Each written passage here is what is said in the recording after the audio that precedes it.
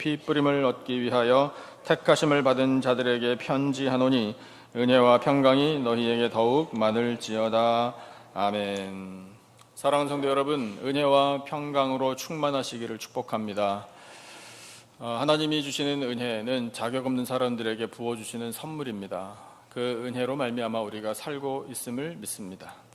또한 평강으로 우리의 삶을 인도해 주십니다. 걱정거리가 혹시 있으시더라도요, 여러분, 평강의 하나님이 우리와 함께 하심을 믿으시고 하나님 앞에 모든 것을 맡기고 그 평강을 누리시기를 예수님의 이름으로 축복합니다. 하나님께서 오늘 말씀을 통해 우리를 이렇게 부르십니다. 1절을 보니까 흩어진 나그네라 이렇게 불러주고 계십니다. 흩어진 나그네라는 이 단어를 대하면 저도 어릴 때 많이 들었던 노래가 생각납니다. 세상 노래이긴 하지만 그 가사가 상당히 성경적이라고 생각이 됩니다. 제목은 하숙생. 잘 알고 계시죠? 인생은 나그네길, 어디서 왔다가 어디로 가는가, 구름이 흘러가듯 떠돌다 가는 길에 정일랑 두지 말자, 미련일랑 두지 말자. 이렇게 빨리 읽으면 맛이 잘 안 나죠? 그래도 여러분 공감이 되시죠? 인생은 나그네 길. 노래 부르시고 싶으실 거예요.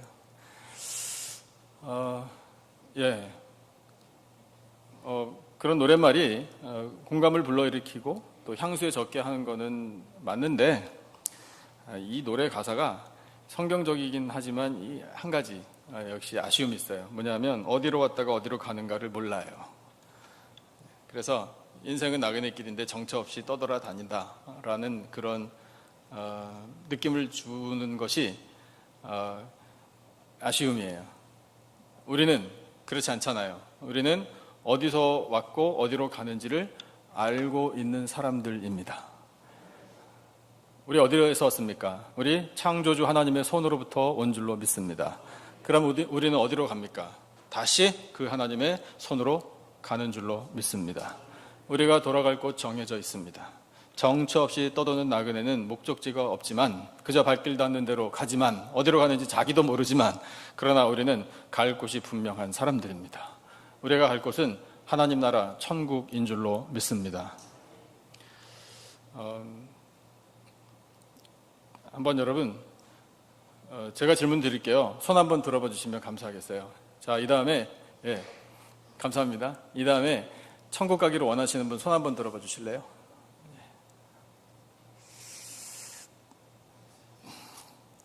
만약에 손을 집사님 들고 계셔요. 장로님 좀 바쁘신가 봐요. 오케이. 자, 내리셔요. 교회는 왜 존재하는가 하면요, 영혼들을 천국으로 보내기 위하여 존재하는 겁니다. 담임 목사는 왜 담임 목사의 역할을 감당하는가 하면 성도님 여러분을 천국으로 보내기 위해서 존재하는 거예요. 이건 인간적인 강요로 되는 일이 아니죠. 손 들라고 하니까 손 안 들면 이상한 사람 될까 봐 손 드신 분은 한 분도 안 계시리라고 저는 봅니다. 사랑하는 성도 여러분, 천국 꼭 가시기를 축복합니다. 그리고 천국에서 만납시다. 우리는 흩어진 나그네이지만 그렇게 갈 곳이 정해져 있는 사람들이어서 걱정하는 사람들이 아닙니다. 허무한 인생 절대로 아닙니다. 우리에게는 영원한 소망이 있기 때문입니다.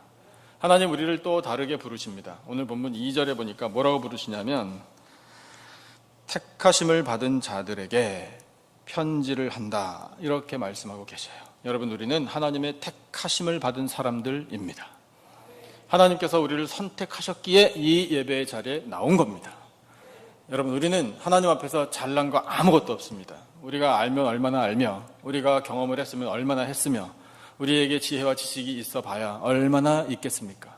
하나님 앞에서는 정말 아무것도 아닙니다. 그러나 여러분, 우리가 자부심을 갖게 되는 것은 하나님께서 우리를 택하셨기 때문입니다. 그 택하심을 받은 사람들인데 흩어진 나그네라고 부르십니다. 그래서 그것을 한 번에 표현할 때 택하심을 받은 나그네임을 우리 스스로 깨닫게 되는 겁니다. 이 택하심을 받은 사람들에게 하나님이 하시는 일이 뭐냐면 편지를 쓰시는 일입니다. 과거에 편지 많이 주고 받으셨죠? 요즘에는 하도 전자세대가 되어서 다 메시지로 얼마든지 전자기기로 할 수 있지만 옛날에는 실제로 종이에다가 펜으로 써서 편지 주고 받았지 않습니까? 그런 추억들이 아마 있으실 거예요. 편지를 왜 씁니까? 보고 싶으니까 쓰고 사랑하니까 쓰는 겁니다. 교제하기 위하여 쓰는 것 아니겠습니까? 그러면 편지를 보내신 분은 무엇을 기대하죠? 답장을 기대하잖아요. 꼭 똑같이 쓸 것을 원하는 게 아니라 편지를 잘 받았으면 잘 받았다는 그저 그 한마디, 그리고 혹시 고마우면 그냥 고맙다고 하는 한마디, 그런 주고받음을 기대하잖아요. 하나님께서 우리에게 편지를 쓰실 때도 똑같습니다. 여러분, 하나님이 우리에게 오늘 편지를 주시는 거예요. 나는 너희들을 사랑해 라고 이 연애 편지를 쓰시는 것과 같아요. 근데 이 편지를 쓰시는데 우리에게 하나님이 기대하시는 건 우리 인격적인 하나님이셔서 답장을 기대하고 계셔요. 근데 하나님께 답장을 어떻게 쓰겠습니까? 방법은 기도예요. 기도. 우리 하나님 앞에 기도 열심히 하십시다. 여러분, 기도밖에 없잖아요. 기도하면 됩니까? 기도하면 됩니다. 기도하면 모든 것은 다 됩니다. 하나님께서 우리가 기도하기를 기다리고 계셔요. 그 기도는 하나님과 나누는 대화잖아요. 하나님과 깊은 교제를 할 수 있는 방법이 기도 아닙니까? 이 기도라는 특권을 주신 하나님 참으로 감사합니다. 그래서 우리가 하나님 앞에 하나님 편지 잘 받았습니다. 하나님의 사랑을 느낍니다. 하나님 얼마나 나를 생각하시고 돌봐주시는지 은혜를 생각할 때마다 감사할 수밖에 없습니다 라고 표현하는 기도, 그것이 답장이에요. 그렇게 우리 하나님 앞에 우리의 마음을 표현하고 또 답장을 써드리고 기도를 드리면 우리를 사랑하신 하나님께서 기뻐하십니다. 하나님께서 우리를 택하셔서 흩어진 나그네가 되게 하셨는데 흩어진 나그네로 살아가는 우리들에게 택하셨기 때문에 누리게 하시는 은혜가 있습니다. 그 누리게 하시는 은혜가 어떤 것인지를 오늘 말씀을 통해 우리 깨달을 수 있습니다. 세 가지 정도로 정리해 볼 수 있는데 그 첫 번째, 택하심으로 말미암아 누리는 은혜는 스크린을 보시면 같이 한번 읽어보실 수 있어요. 첫째, 같이 읽어보겠습니다. 시작. 하나님께서 우리를 미리 아셨다는 뜻입니다. 안 보이시나요? 혹시? 보이셔요? 이제? 같이 읽어볼까요? 시작. 하나님께서 우리를 미리 아셨다는 뜻입니다. 아멘. 주신 본문 2절을 보니까 하나님 아버지의 미리 아심을 따라. 여러분, 하나님이 우리 미리 아셨는데 언제적부터 아셨는지를 다른 본문을 통해서 알 수 있습니다. 에베소서 말씀인데요. 같이 한번 읽어보시죠. 에베소서 1장 4절과 5절 같이 읽겠습니다. 시작. 곧 창세전에 그리스도 안에서 우리를 택하사 우리로 사랑 안에서 그 앞에 거룩하고 흠이 없게 하시려고 그 기쁘신 뜻대로 우리를 예정하사 예수 그리스도로 말미암아 자기의 아들들이 되게 하셨으니. 아멘. 언제 우리를 미리 아셨는가? 창세전에 아셨습니다. 우리가 태어나기 전인데 우리가 가늠하지도 못할 그 오랜 시간 전에 하나님께서 우리 인생에 대한 계획을 갖고 계셨습니다. 그래서 그 계획대로 우리를 창조하셨고 오늘까지 우리들의 삶을 인도해 주신 줄로 믿습니다. 그런데 미리 아신 것에 대한 목적을 이렇게 말씀하고 계십니다. 자기의 아들들이 되게 하셨으니, 우리 하나님의 자녀로 삼으시려고 하나님께서 미리 아셨다라고 말씀하고 계시는 겁니다. 여러분, 하나님은 우리의 모든 것을 알고 계십니다. 시인이 이렇게 표현하고 있습니다. 시편 139편을 보면 자세하게 하나님 나를 아십니다라는 고백이 있는데 제가 읽어보겠습니다. 1절부터 6절까지 천천히 읽을 테니까요. 여러분 한번 들으시면서 생각해 보십시오. 여호와여, 주께서 나를 살펴보셨으므로 나를 아시나이다. 주께서 내가 앉고 일어섬을 아시고 멀리서도 나의 생각을 밝히 아시오며 나의 모든 길과 내가 눕는 것을 살펴보셨으므로 나의 모든 행위를 익히 아시오니 여호와여, 내 혀의 말을 알지 못하시는 것이 하나도 없으시니이다. 주께서 나의 앞뒤를 둘러싸시고 내게 안수하셨나이다. 이 지식이 내게 너무 기이하니 높아서 내가 능히 미치지 못하나이다. 아멘. 다시 한번 짧게 요약해 볼까요? 이 시인이 고백한 하나님이 나를 아십니다라는 고백은, 하나님 내 생각을 아십니다. 하나님은 나의 말을 알고 계십니다. 하나님은 나의 행동을 알고 계십니다. 하나님 내가 일어서는지 앉는지도 알고 계십니다. 하나님 내가 누울 때도 알고 계십니다. 일어날 때도 알고 계십니다. 나의 가는 길을 오직 그가 아시나니. 모든 것을 알고 계셔요. 근데 여러분, 우리 시대에 맞게 달리 한번 표현해 본다면 이렇게 표현할 수 있을 거예요. 하나님은 나의 꿈과 소망도 알고 계십니다. 하나님은 내가 원하는 게 무엇인지도 알고 계십니다. 하나님은 내게 필요한 것도 알고 계십니다. 하나님은 내 질병도 알고 계십니다. 고치는 법도 알고 계십니다. 하나님은 내 눈물을 알고 계십니다. 하나님은 내 답답함도 알고 계십니다. 하나님은 나의 깊은 슬픔도 알고 계십니다. 다른 사람 누구에게도 말 못할 사정을 하나님은 다 알고 계십니다. 그런데 하나님께서는 그 모든 일에 해결책을 갖고 계십니다. 하나님 나에게 위로를 주십니다. 하나님은 내가 어떻게 하여야 다시 회복될 수 있는지도 알고 계십니다. 여러분, 하나님은 모르시는 것이 없습니다. 하나님은 나에 관해서 모든 것을 알고 계셔요. 그 모든 것을 알고 계시다라는 건 우리를 불편하게 만드는 일이 아닙니다. 모든 것을 아신 하나님이 우리를 보호해 주시고 우리를 선한 길로 인도해 주십니다. 여러분, 모든 것을 알고 계신 하나님, 그 하나님께서 오늘 나를 택하여 주셨음을 인하여 감사하시고 평안을 누리시기를 축복합니다. 하나님 우리를 택하셔서 흩어진 나그네가 되게 하심으로 누리는 은혜 두 번째는 무엇인지 스크린 보시면 됩니다. 둘째, 보이세요? 보이십니까? 네, 같이 읽어볼까요? 시작. 하나님께서 성령으로 말미암아 거룩하게 하십니다. 아멘. 역시 2절에 보니 그렇게 기록되어 있습니다. 성령이 거룩하게 하심으로 이렇게 표현되어 있어요. 여러분, 하나님께서 우리를 선택하여 주신 덕분에 우리가 거룩해집니다. 그런데 이 거룩함은요, 선택사항이 아니에요. 우리는 반드시 거룩해져야 합니다. 거룩하지 않으면 천국에 들어가지 못합니다. 거룩한 사람이 천국에 들어갑니다. 그와 같은 말씀을 대할 때, 그러면 오늘부터 내가 거룩해지기 위해서 뭘 해야 하나, 그런 고민이 혹시 생기실까 봐 말씀드리지만 오늘부터 내가 뭘 할 수 있는 건 없습니다. 왜냐하면 우리는 스스로 거룩해질 수 있는 능력이 없기 때문입니다. 그러면 천국에 들어갈 수 있는 방법이 없지 않습니까? 이런 질문이 또 나와요. 그런데 방법이 있습니다. 어떻게 되는 것인가? 성령으로 말미암아 거룩해지면 천국에 들어가는 겁니다. 그러면 성령으로 말미암아 거룩해진다라는 건 무엇을 뜻하는가 하면 성령께서 우리의 마음과 생각을 주장하시는 거예요. 지배하시는 겁니다. 완전히 지배하시는 거예요. 그래서 우리가 변화를 받을 때 거룩한 사람이 될 수 있습니다. 거룩하다라는 것은 구별되었다라는 거예요. 그러면 구별됐는데 무슨 목적을 따라 어떻게 구별된 것인가? 하나님 나라에 합당한 자녀로 구별되었다라는 뜻입니다. 그렇게 구별되어서 천국에 들어갈 수 있는 방법은 성령으로 충만해지는 것, 성령으로 거룩해지는 것밖에는 다른 방법이 없습니다. 왜냐하면 성령께서 우리 안에서 역사를 일으키셔야 우리의 마음이 변화되고 우리의 눈도 변화되어서 예수님의 십자가를 바라볼 때 그 십자가의 은혜가 바로 나를 위한 것이구나라는 것을 깨닫게 되기 때문이에요. 성령께서 그런 마음과 생각과 지혜를 주시지 않으면 십자가는 그냥 십자가일 뿐이에요. 나하고 아무 상관이 없어요. 그러나 성령께서 우리 안에 역사를 일으키실 때 그 십자가가 바로 나를 위한 것임을 깨닫게 되는 겁니다. 예수님이 십자가에서 왜 피를 흘리셨을까? 나를 살려주시기 위하여, 나를 거룩하게 하시기 위하여, 내 죄를 사하여 주시기 위하여 피 흘리셨다라는 사실을 깨닫게 됨이 성령께서 우리 안에서 일으키시는 일입니다. 여러분, 그러므로 우리는 구해야 합니다.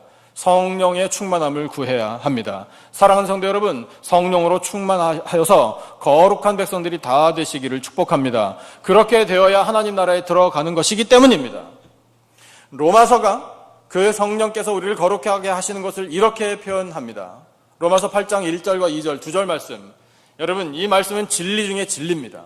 같이 한번 읽어보시죠. 한 목소리로 시작. 그러므로 이제 그리스도 예수 안에 있는 자에게는 결코 정죄함이 없나니 이는 그리스도 예수 안에 있는 생명의 성령의 법이 죄와 사망의 법에서 너를 해방하였음이라. 아멘. 믿으십니까? 이 말씀이 살아 역사하는 심령들이 되시기를 축복합니다. 예수님 안에 있으면 이제는 정죄함이 없습니다. 죄인이라는 모습도 있고 흔적도 있고 다시 죄를 지을 가능성도 있지만 그러나 그 죄를 사함받을 길이 열린 겁니다. 여러분, 그것을 깨달을 수 있는 방법이 성령께서 주시는 생각과 지혜예요.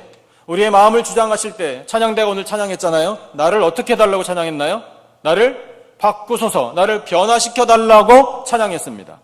성령이여 주의 사랑으로 예수님의 그 은혜로 나를 변화시켜 주옵소서. 그 변화가 바로 이겁니다. 다시는 결코 정죄함이 없는 것, 그것을 깨달아 아는 거예요. 그래서 여러분 지금 2절 말씀처럼요, 성령께서 우리를 거룩하게 하시고 이 정죄함이 없다라는 믿음을 갖게 되면 그동안 우리를 사로잡았던 이 죄와 사망의 법에서부터 성령께서 생명의 법으로 우리를 해방시켜 주시는 것입니다. 좀 쉽게 말씀드릴게요. 여러분, 죽음은 모든 인류의 공공의 적이라고 표현해요. 죽음은 두려워요. 죽음을 혐오스러워합니다. 커피 한잔 하시면서 죽음에 관해서 대화 나누시는 거 별로 유쾌하지 않으실 거예요. 죽음에 관해서 대화 많이 나눈 사람 없을 겁니다. 기분 나쁘니까요. 죽는 건 싫어. 예, 싫습니다. 사는 게 좋지. 그런데 여러분, 우리 믿는 사람들은 그 죽음에 대한 두려움을 극복한 사람들 아닙니까? 그동안 어떻게 살았는가 하면 죽을까봐 무서워서 사는 거예요. 이것이 예수님 없고 성령 없는 사람의 삶의 모습입니다. 내가 죽으면 어떡하나 라는 염려에서부터 시작되는 염려들이 얼마나 많아요. 내가 죽으면 우리 집은 어떡하나, 내가 죽으면 우리 식구들은 어떡하나, 내가 죽으면 내 남편은 어떡하나, 내가 죽으면 내 아내는 어떻게 살까, 우리 자식들은 슬퍼서 어떡하나, 내 비즈니스는 누가 운영하나, 내가 죽으면 우리 교회 봉사는 누가 하나, 내가 죽으면 이 나라는 누가 지키나. 여러분, 못 죽어요. 이게 세상 걱정이에요. 그런데 여러분, 성령께서 우리를 거룩하게 해주시면 그 염려와 걱정과 별로 의미도 없는 그 두려움들을 몰아내 주십니다. 죽음은 관문이에요. 죽음은 통과하는 겁니다. 죽음이 끝이 아닙니다. 죽음 후에 우리에게 영원히 열리는 것입니다. 죽음을 넘어 우리는 부활하고 영원한 생명을 얻게 되어 있습니다. 단 성령으로 거룩해진 사람만이, 성령으로 거룩해져서 예수 그리스도를 믿는 사람만이 그 죽음을 극복하고 부활과 영생을 확신하며 누리며 사는 것입니다. 여러분, 그것이 바로 은혜와 평강을 누리는 삶이에요. 거기서 한 걸음 더 나갑니다. 성령의 지배를 받고 성령으로 거룩해진 사람은 이제 그래서 이 죽음의 문제를 해결받았기 때문에 삶의 목적이 달라지는 겁니다. 어떻게 달라지는지 말씀 먼저 보시고 말씀 더 묵상해 보시죠. 갈라디아서 말씀을 읽으시면 이런 말씀이 나와요. 같이 한번 읽어보겠습니다. 시작. 내가 이르노니 너희는 성령을 따라 행하라. 그리하면 육체의 욕심을 이루지 아니하리라. 육체의 소욕은 성령을 거스르고 성령은 육체를 거스르느니 이 둘이 서로 대적함으로 너희가 원하는 것을 하지 못하게 하려 함이니라. 아멘. 여러분, 우리는 몸이 원하는 대로 살 수도 있습니다. 그것이 성령의 지배를 받지 못하는 인생입니다. 몸이 원하는 대로 사는 건 뭐냐면 내가 원하는 것을 어떻게 이룰 것인가, 이거예요. 내 꿈을 어떻게 성취할 것인가, 나를 어떻게 드러낼 것인가, 나를 어떻게 더 자랑스럽게 보이게 할 것인가, 나의 꿈을 어떻게 성취할 것인가. 이렇게 사는 것이 성령 없이 사는 육체의 소욕을 따라 사는 삶입니다. 그런데 성령께서 우리의 마음과 생각을 주장하시면 삶의 목적 자체가 달라져요. 더 이상 나 자신만을 위해서 살지 않습니다. 누구를 위하여 사나? 하나님의 영광을 위해서 사는 겁니다. 우리의 고민이 달라지는 거예요. 하나님, 어떻게 하면 하나님의 영광을 나타낼 수 있습니까? 어떻게 하면 저의 인생을 통해 예수님의 이름이 높여집니까? 어떻게 예수님의 이름이 존귀하게 되시겠습니까? 하나님, 저의 삶을 쓰시기를 원합니다. 오직 하나님의 영광을 위해서 살기를 원합니다. 그래서 우리의 고민과 또 우리의 추구하는 바가 하나님께서 기뻐하실 일, 하나님 앞에 영광 올려드릴 일, 나를 통해 예수님의 이름이 높아지시는 일, 무엇을 해야 할 것인가, 그렇게 고민이 바뀌는 거예요. 똑같은 일상의 삶은 변화 없을 수도 있습니다. 일하던 곳에 계속 나가서 일해야 할 것이고, 가정도 계속 돌봐야 할 것이고, 만나는 사람들 만나야 할 것입니다. 감당해야 할 일들이 있습니다. 그 감당해야 할 일들 전체가 다 완전히 바뀌는 것이 아니라 그것은 똑같은 상태로 가더라도 거기에 임하는 우리의 태도 자체가 달라지는 거예요. 마음가짐이요, 우리의 영이요. 이 일을 통하여 하나님께 영광 올려드리기를 원합니다. 이 선택을 함으로 하나님께 영광 올려드리기를 원합니다. 이렇게 말하고 행동함으로 관계를 맺음으로 예수님의 이름이 높아지시기를 원합니다. 여러분, 그렇게 살아가는 삶이 성령께서 거룩하게 만들어주시는 삶입니다.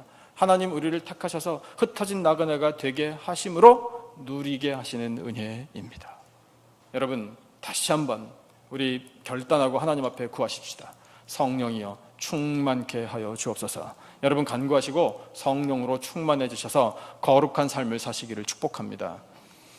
하나님의 택하심을 받은 흩어진 나그네들 누리는 은혜, 오늘 주신 말씀 세 번째 한번 같이 읽어보겠습니다. 다 같이 시작. 예수 그리스도의 피 뿌리심을 받고 예수님께 순종하게 됩니다. 아멘. 피 뿌리심을 받는 것은 이미 말씀 다 드렸습니다. 여러분, 예수님께서 피를 뿌리신 이유는 우리의 죄를 사하여 주시기 위함입니다. 예수님께서 십자가에 달려 돌아가시고 피를 흘려주신 이유는 죄인인 우리의 죄의 대가를 대신 치러주시기 위함입니다. 그래서 십자가의 의미는 세 가지로 정리할 수 있습니다. 희생, 용서, 사랑입니다. 여러분, 저를 따라 가슴에 새기시면서 한번 말씀을 해보시죠. 예수님의 십자가는, 다시 좀 확실하게, 예수님의 십자가는 용서와 희생과 사랑입니다. 아멘. 여러분, 예수님께서 십자가에서 피 흘려주심으로, 그 피를 뿌려주심으로 우리의 죄를 용서해 주신 겁니다. 예수님의 피로 용서받지 못할 죄는 없습니다. 모든 죄를 용서해 주신 겁니다. 그렇게 피를 흘려 용서해 주시기 위하여 예수님은 희생을 감수하셨습니다. 그 희생은 요만큼 희생이 아니고요, 생명 전체를 내어주신 희생입니다. 우리를 살려주시려고. 그 사랑의 깊이와 넓이를 우리가 어찌 다 알겠습니까? 여러분, 예수님의 사랑, 그 사랑은 우리가 정말 우리 평생토록 고백해도 부족할 겁니다. 그 크신 사랑 덕분에 오늘 우리가 이렇게 건강하게 예배의 자리에 나와 예배를 드릴 수 있게 된 것 아니겠습니까? 여러분, 예수님의 십자가 사랑 앞에 무한 감사하시고 찬양하시고 영광 올려드리시기를 축복합니다. 그래서 그 예수님의 피 뿌림으로 말미암아 죄사함을 받고 구원을 받고 천국 백성이 되었다라는 이 사실을, 그 사실을 깨달아 안 백성들은 이제 믿음을 갖지 않습니까? 믿음을 가진 사람은 어떻게 그 믿음이 드러나는가 하면 순종으로 드러나는 거예요. 제자 양육반 새로운 마음으로 시작하는데 제가 한 가지 구호를 계속해서 반복적으로 외치게 합니다. 4글자예요. 뭐냐면 절대 복종이에요. 절대 복종. 나는 제자반 참여 안 했으니까 절대 복종하지 말아야 되겠다, 그런 생각을 하신다면 우리가 말씀을 아직 이해하지 못한 거예요. 여러분, 그 절대 복종은 담임 목사에게 아니고요, 양육자에게 하는 거 아니에요. 예수님께 드리는 고백입니다. 우리 예수님의 말씀에 절대 복종해야 하지 않습니까? 예수님께서 말씀하셨는데, 예수님 잠깐 기다려 보십시오, 내 생각 좀 해보고 따를지 말지를 결정하겠으니까 그런 줄 아십시오, 이런 식으로 우리가 믿지 않지 않습니까?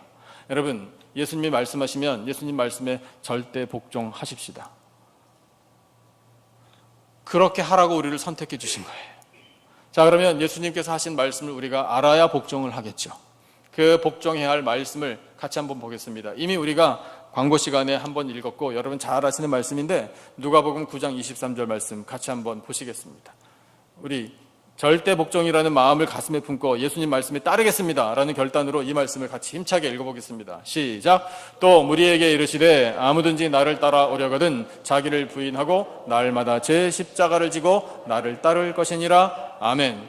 2가지를 말씀하시죠. 첫째는 자기를 부인하는 것을 말씀하십니다. 또 하나는 제 십자가를 지는 것을 말씀하십니다.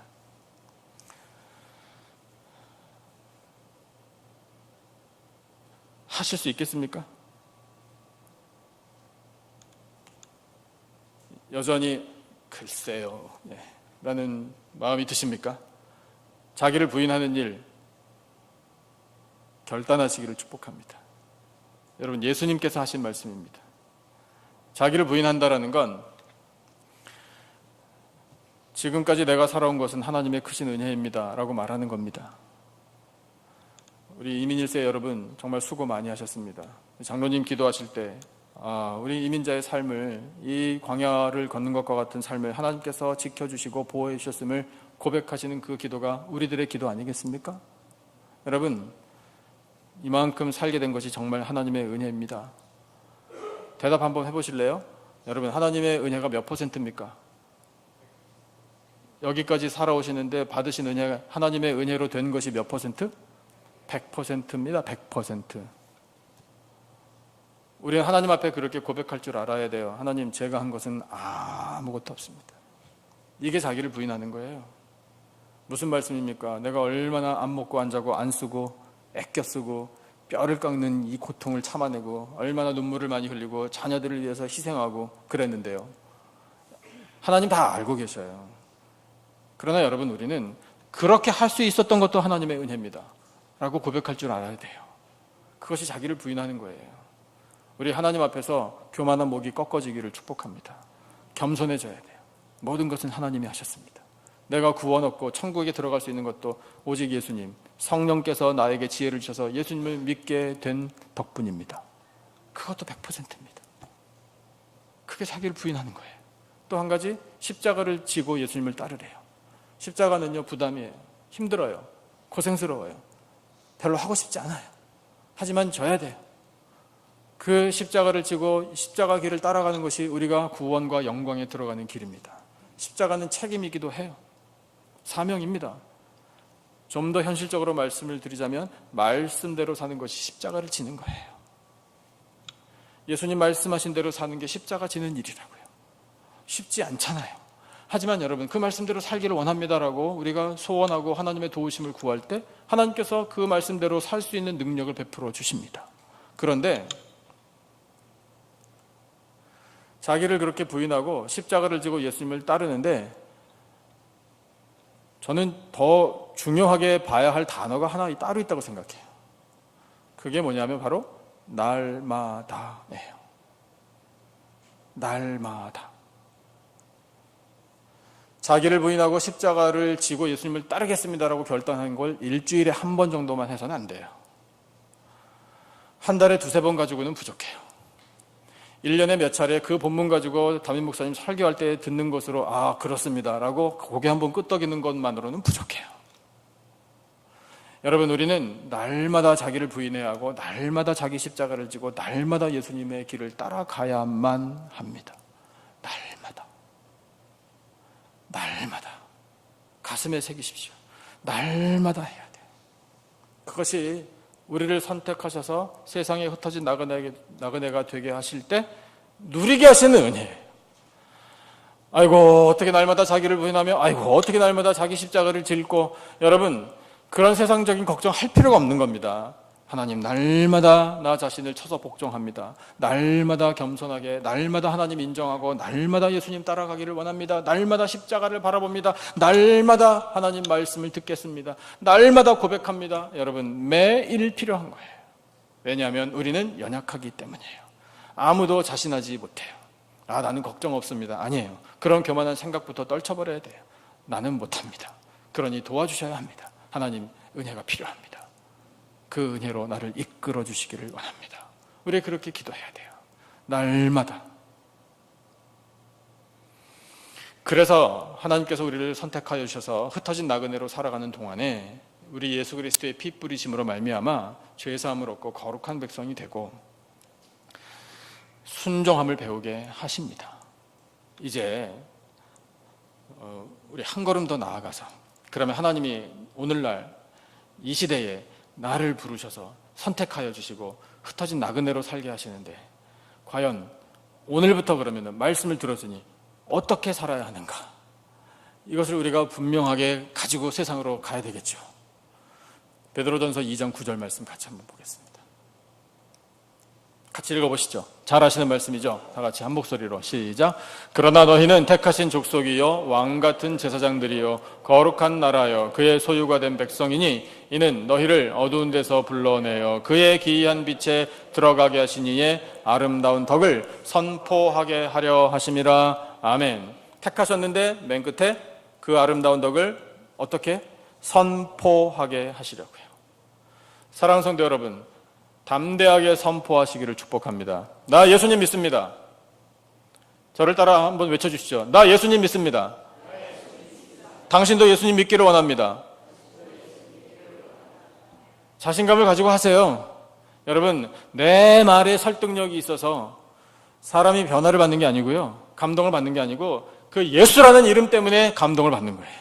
그 예수라는 이름 앞에 마음이 녹아지는 거예요. 예수님의 이름에 그 말씀의 능력이 있는 줄로 믿습니다. 나를 이렇게 변화시켜 주시고 나를 선택해 주신 하나님의 은혜를 담대하게 선포하는 거예요. 하나님 우리 이 시대에 선포하라고 우리를 불러주신 겁니다. 또한 선포하라고 우리 교회를 세워주신 것입니다. 하버시티 요즘에 굉장히 좋아집니다. 최근 몇 년 사이에 급격하게 좋아지고 있습니다. 느끼고 계십니까? 설명을 해드려야 되겠네요. 이 길 건너편에 공원이 생겼어요. 그 공원 꼭 한 번씩 가보시면 좋겠습니다. 이미 여러 차례 가보신 분들도 계시겠지만 산책하기도 좋고 피크닉 하기도 좋고 아주 깨끗하고 관리 잘 되고 있어요. 그 공원에서 이제 앞으로 사람들 만나면 전도도 좀 하고 싶기는 한데 이 히스패닉 사람들이 좀 많이 와서 언어가 딸리다 보니까 조금 제한이 있긴 있지만 그래도 그런 마음을 갖게 됩니다. 그 공원이 참 아름다워요. 주변을 한번 보세요. 이 개발이 잘 되고 좋은 집들도 세워지고 이 하버시티 전체가 점점 더 업그레이드 되고 디벨롭 되고 있다는 것을 눈으로 보게 됩니다.